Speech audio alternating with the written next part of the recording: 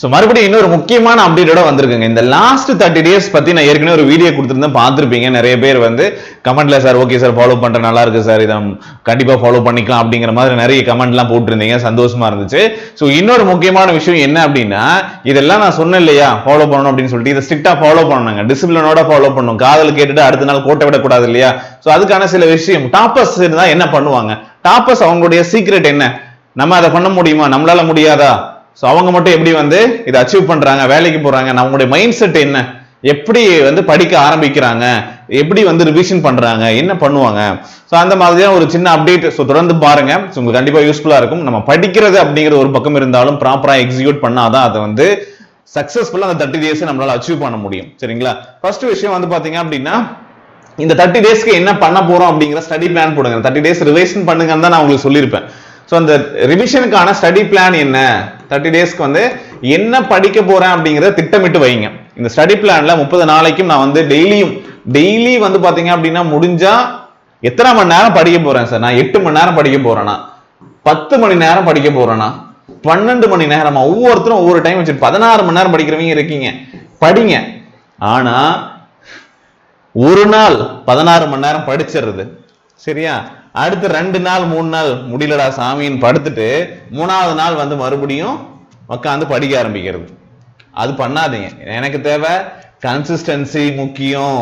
நான் 5 மணி நேரம் படிக்கிறேன், டெய்லி என்னால 5 மணி நேரம் நான் டயர்ட் ஆகாம, ஸ்ட்ரெஸ் ஆகாம, வேற எந்த பிரச்சனையும் இல்லை, எந்த கமிட்மெண்ட்டும் இல்லாம டெய்லி 5 மணி நேரம் 30 நாள் படிச்சீங்கனாலும் ரொம்ப நல்லது.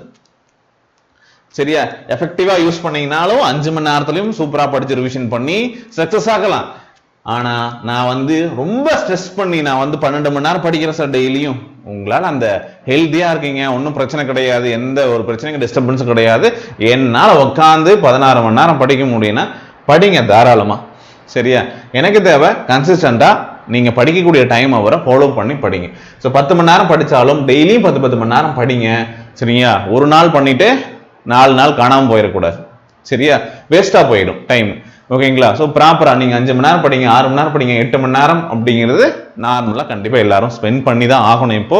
ஸோ அதையாச்சும் வந்து ரெகுலரா பண்ணுங்க. எல்லாத்துக்கும்னா டாப்பர்ஸ் எக்ஸப்ஷனல் கேஸ் இருக்கு, அவங்க எல்லாம் கன்சிடர் பண்ணாதீங்க. 5 மணி நேரம் தான் படிச்சா 4 மணி நேரம் படிக்கிறான் போதும், உனக்கு என்ன தேவை பாரு, என்னால வந்து பண்ணாதான் ரிவைஸ் பண்ணி முடிக்க முடியும்னா நீ உட்காந்து பண்ணு. 30 நாளைக்கு வந்து கொஞ்சம் எஃபர்ட் போடு. சேம் டைம் எழுது ரொம்ப முக்கியம். அதே மாதிரி ஒரே நாள் ரொம்ப ஸ்ட்ரெஸ் பண்ணி 12 மணி நேரம் படிச்சு தூக்கத்தை விட்டு ரெஸ்ட் இல்லாம பண்ணி குழம்பி அப்புறம் படிக்காம போயிடாதீங்க. இதுவும் பண்ணக்கூடாத விஷயங்கள். சரியா.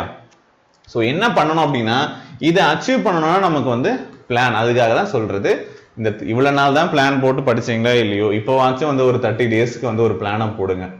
அதுதான் நான் திரும்ப சொல்றது. டெய்லியும் வந்து நான் எந்த டைமிங்ல படிக்க போறேன், காலையில 6 மணிக்கு படிக்க போறோம்னா, 5 மணிக்கு படிக்க போறோம்னா, ஸோ எந்தெந்த டைம்ல என்னென்ன படிக்க போறேன், மற்ற வேலைகள் என்னென்ன இருக்கு, ஸோ வேற ஏதாவது டிஸ்டர்பன்ஸ் எந்த வேலை கொடுத்தாலும் சரி, எல்லாத்தையும் தாண்டி எனக்கு எத்தனை மணி நேரம் இருக்கு, எந்தெந்த டைம்ல படிக்க போறேன் அப்படிங்கிறது இவ்வளவு நாள் ஐடென்டிஃபை பண்ணிருக்கீங்க. அந்த டைமிங்கை போட்டு அந்த டைமிங்ல படிங்க. சரியா, பிளான் ஒர்க் ஒரு வாரம் நல்லா ஃபாலோ பண்ணி பாருங்க. முடியலையா அடுத்த வாரம் கொஞ்சம் சேஞ்ச், ஒரு நாள் 2 நாள் பாருங்க. சரியா, ஒரு வாரம்லாம் அதிகம். இப்போ 1 டே வந்து பாத்தீங்கன்னா உங்க பிளானை வந்து ரிவைஸ் பண்ண முடியுதான்னு ஃபாலோ பண்ணி பாருங்க. பண்ண முடியல செகண்ட் டே அதோட கொஞ்சம் கம்மியா போட்டு பிளான் பண்ணி பாருங்க. இதையும் பண்ண முடியலையா 3வது நாள் இன்னும் கொஞ்சம் சேஞ்ச் பண்ணி பண்ணுங்க. இதுக்கு மேலேயும் பண்ண முடியல, பிரச்சனை பிளான் இல்லை, நீங்க தான். அப்ப நீ படிக்கிறதுக்கு உனக்கு பிளான் போடுறதுக்கு முடியல, அதை ஃபாலோ பண்ணவும் முடியல, அப்புறம் எப்படி வந்து சர்வீஸ் கிடைக்கும் நமக்கு? அப்போ ப்ராப்பரா வந்து பாத்தீங்க அப்படின்னா ஷெட்யூல போட்டு உட்காந்து படிக்கணும். ஏனோ தானோ இதை எடுத்து அதை எடுத்தோன்னு இல்லாம என்னென்ன இருக்கு, என்னென்ன படிக்க முடியும் அப்படிங்கிறத பார்த்து அதுக்கு தகுந்த மாதிரி பிளானை போட்டு படிங்க. சரியா, ரொம்ப முக்கியங்க இது. அதுதான் திரும்ப சொல்லிட்டு இருக்கேன். உங்களுக்கு கான்பிடன்ட் கிடைக்கும். கொஞ்சம் கொஞ்சமா நான் வந்து இன்னைக்கு முடிக்க போறேன் பாருங்க, தமிழ் வந்து நான் 9th ரிவைஸ் பண்ணலாம்னு பிளான் பண்ணியிருந்தேன், முடிச்சுட்டேன். ஒரு கான்பிடன்ட், எவ்வளவு பெரிய கான்பிடன்ட் கிடைக்கும் தெரியுமா? சூப்பர், ஒரு ரிவிஷன் முடிச்சாச்சு. அந்த கான்பிடன்ட் தான் உங்களை அடுத்த நாள் படிக்கிறதுக்கு கொண்டு போகும். நீங்க ஃபுல்லா பார்க்காதீங்க, ஐயோ இவ்வளவுதான், 30 நாள் தான் இருக்கு, அதையும் பார்க்காதீங்க. இன்னைக்கு என்ன பண்ண போறேன், டுடே, இன்னைக்கு இப்போ என்ன பண்ண போறேன், அதை மட்டும் பாருங்க. 30 நாள் என்ன ஆகும் அதெல்லாம் விட்டுருங்க.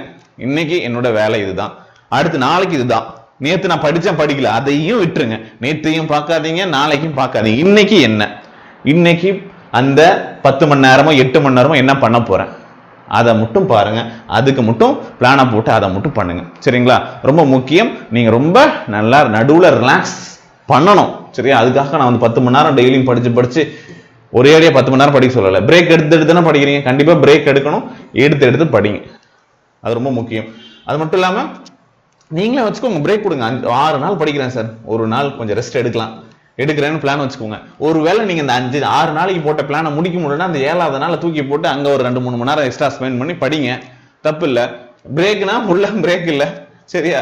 ஏதாச்சும் ஒரு டெஸ்ட் போட்டு பாக்குறதுக்கு கேப் விட்டுருக்கேன், ஒரு 5 நாளைக்கு ஒரு டெஸ்ட் நான் ரிவைஸ் பண்ணலாம்னு வச்சிருக்கேன். இந்த மாதிரி ஏதாவது ஒரு கேப் விட்டுக்கோங்க. உங்களுக்கு ஒரு 4 நாள் படிக்கிறோம், டெஸ்ட் எழுதுறேன். ஸோ உங்களுக்கு கன்வீனியன்ட் டைம் பாருங்க. சரியா? ஒரு ரிலாக்ஸ் பண்றதுக்கு ஒரு டைம். லாஸ்ட் டைமிங்ல ரிலாக்ஸ் பண்ண முடியாது சார், கரெக்ட் தான். வேணும்ன்றவங்க பண்ணுங்க. அந்த எக்ஸ்ட்ரா டேவை வச்சு மறுபடியும் முடிக்காததை கம்ப்ளீட் பண்றதுக்கும் பிளான் பண்ணிக்கலாம்.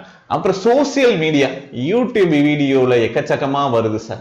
எல்லாத்தையும் சப்ஸ்கிரைப் பண்ணி வச்சிருக்கேன். தேவையில்லை. உங்களுக்கு எது தேவையில்ல முதல்ல பண்ணிருக்கணும். பட் இந்த 30 டேஸ் கொஞ்சம் இன்னும் கேர்ஃபுல்லா ஹேண்டில் பண்ணுங்க. டைவர்ட் ஆகிட்டே இருப்போம்.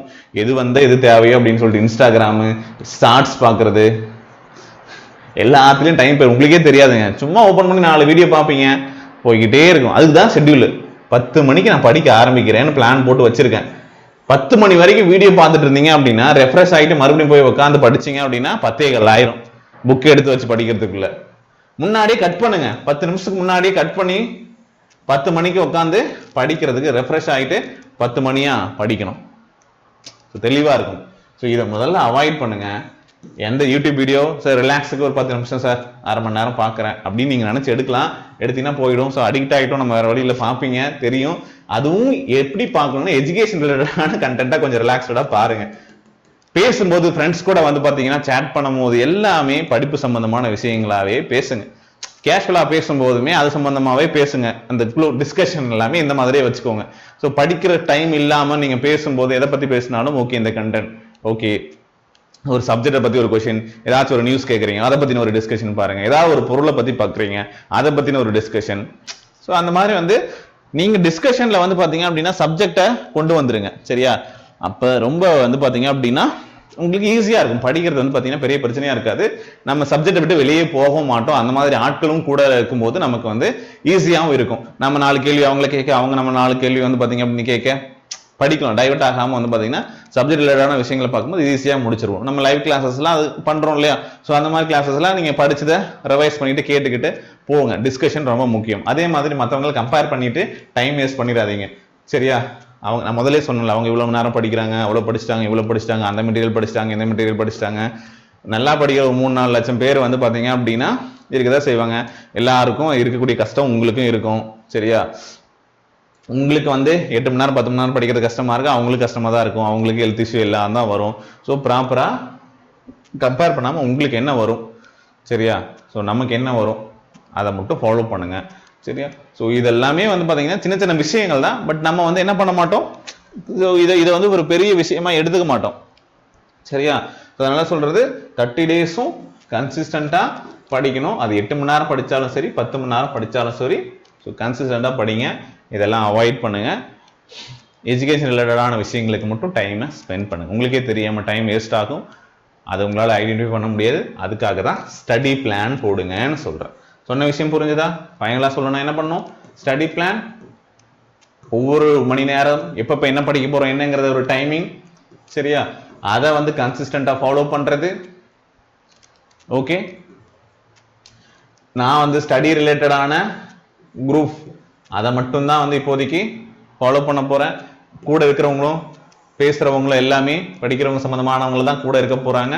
சரியா? அது ரொம்ப முக்கியம். சோசியல் மீடியாவில் தேவையில்லாத விஷயங்களை ஸ்பெண்ட் பண்ணி டைமை வீணடிச்சிருக்காதீங்க.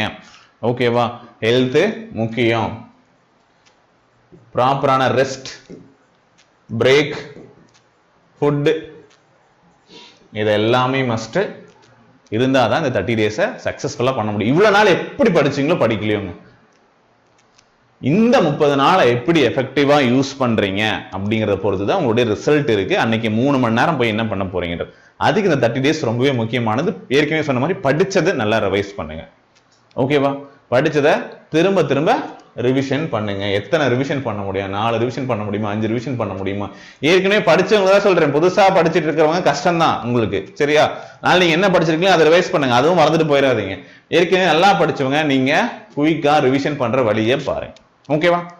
தேங்க்யூ. நெக்ஸ்ட் வீடியோல பார்க்கலாம்.